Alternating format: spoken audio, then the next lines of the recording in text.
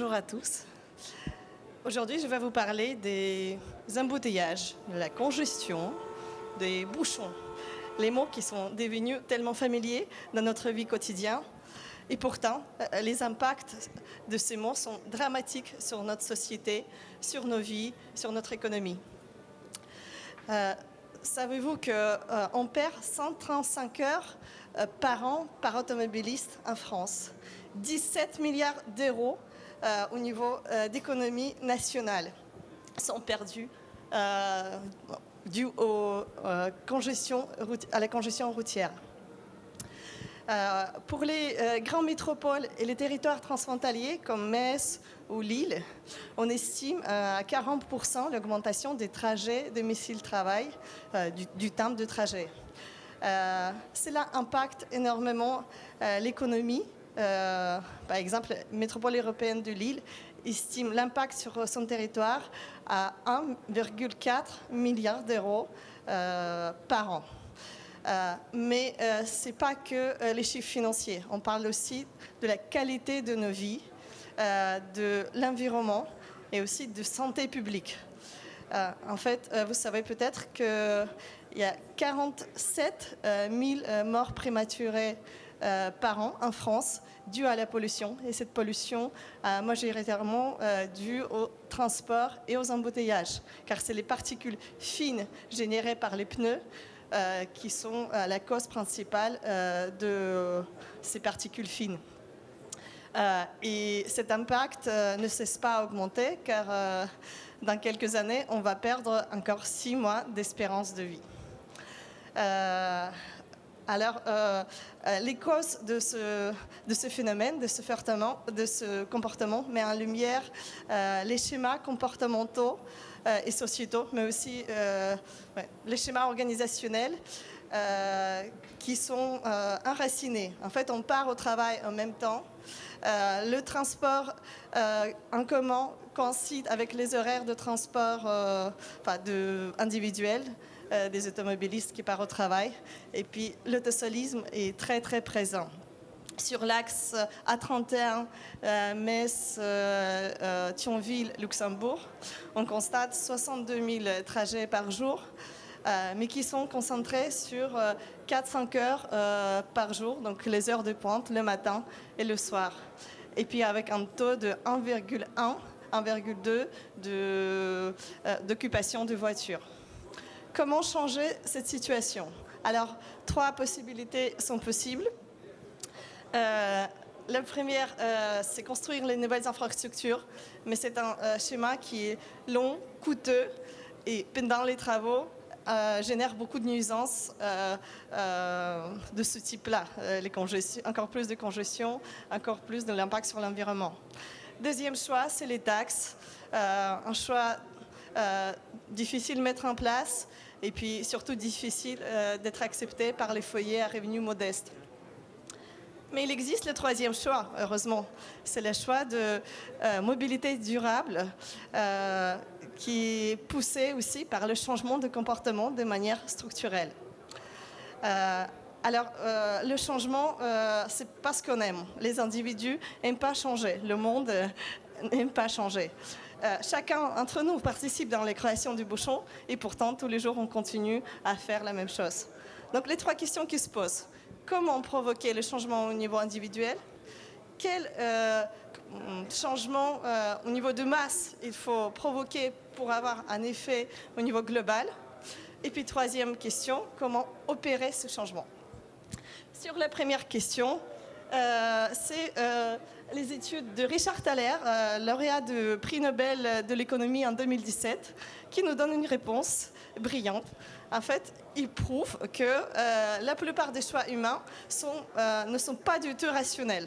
En fait, on agit avec nos schémas ancrés, nos habitudes, on ne réfléchit pas vraiment pourquoi on fait les choses.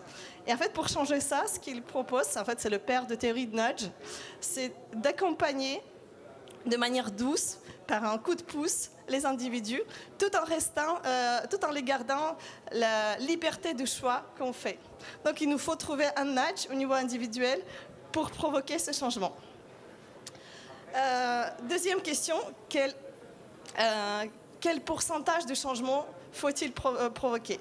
Là, j'ai posé la question à nos experts en trafic, qui disent que 5% de réduction de trafic aux heures de pointe suffirait pour fluidifier l'infrastructure. Seulement 5%. Si vous avez le trafic de 10 000 voitures par heure, il vous faut donc 500 voitures en mois pour que le trafic redevienne fluide, pas à grande vitesse, mais en vitesse acceptable. Alors, troisième question, maintenant, comment mettre tout ça en lumière et opérer ces changements? Et là, c'est nos voisins néerlandais qui aiment bien réfléchir un peu out of the box, qui ont trouvé la solution. En fait, ils ont échoué à mettre en place un péage urbain, pour faute d'acceptation sociale très faible. Et les chercheurs néerlandais ont inventé un concept, les sages de pic, dit Spitsmijden en néerlandais, ceux qui parlent néerlandais. Donc, dans ce concept, on inverse le mot de péage. On récompense les gens par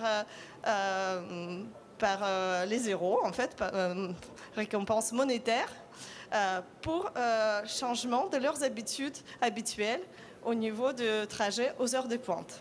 Alors, comment ça marche? Je suis une automobiliste qui prend sa voiture tous les jours, 5 jours par semaine, donc ça me fait 5 trajets aller-retour. La collectivité me propose de participer dans le programme de changement de comportement, avec 3 € par trajet évité gagné. Cela m'intéresse. En fait, je réalise que finalement, je peux faire les changements. Lundi, je peux décaler mes horaires. Et je préviens mes collègues et mon directeur qui acceptent quand il sait que ce programme existe au niveau de métropole, au niveau de la région. Il y a beaucoup de communication aussi qui accompagne ce programme. Mercredi, je télétravaille. Et puis, vendredi, je m'organise avec mon voisin pour faire le trajet ensemble. Du coup, ça me permet de gagner 18 € par semaine, 72 € par mois, ce qui est un vrai budget pour que je puisse le mettre quelque part, acheter rapidement une vélo électrique ou autre chose. Donc, cela me motive.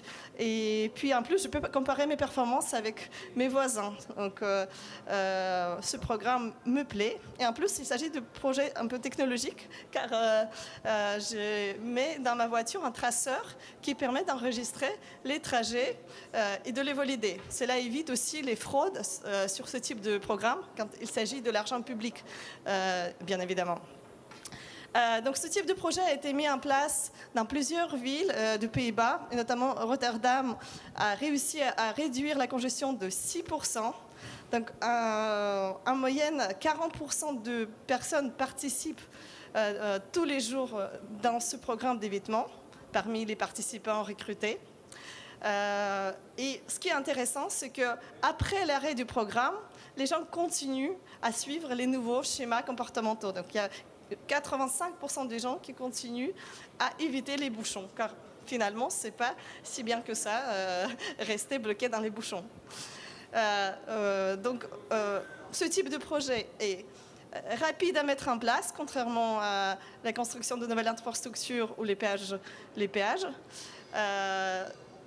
C'est très accepté, très bien accepté par le public. Et puis, c'est un vrai investissement dans l'évolution du comportement de manière durable. Merci beaucoup de votre attention.